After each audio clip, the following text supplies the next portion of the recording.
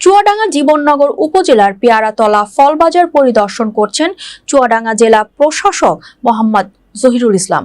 ফলবাজার পরিদর্শনকালে বাজারের ব্যবসায়ীরা তাকে ফুলের শুভেচ্ছা জানান।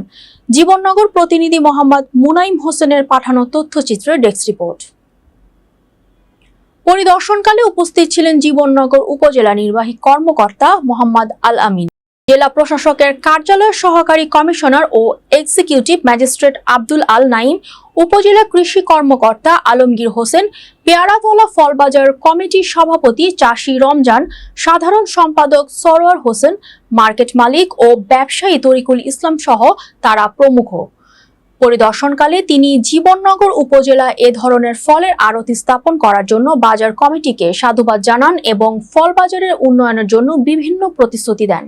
এদিকে জীবননগর থানা মডেল পাইলট মাধ্যমিক বিদ্যালয়ের হলরুমে আয়োজিত সাইবার বুলিং, ইভ টিচিং, মাদক, কিশোর গ্যাং ও বাল্যবিবাহ প্রতিরোধে শিক্ষার্থীদের ভূমিকা শীর্ষ মিট দ্য স্টুডেন্ট অনুষ্ঠানে প্রধান অতিথি হিসেবে উপস্থিত থেকে শিক্ষার্থীদের উদ্দেশ্যে দিক নির্দেশনার বক্তব্য প্রদান করে জেলা প্রশাসক মোহাম্মদ জহিরুল ইসলাম। পরবর্তীতে তিনি বিদ্যালয়ের মাঠে নবনির্মিত মুক্ত মঞ্চের উদ্বোধন করেন। এছাড়া জীবননগর উপজেলার দিনব্যাপী একাধিক গুরুত্বপূর্ণ সরকারি ও বেসরকারি দপ্তর এবং প্রতিষ্ঠানের কার্যক্রম সরজমিনে পরিদর্শনের অংশ হিসেবে তিনি জীবননগর থানা, পৌরসভা, উপজেলা নির্বাহী অফিসারের কার্যালয় এবং রিক এনজিও পরিদর্শন করেন।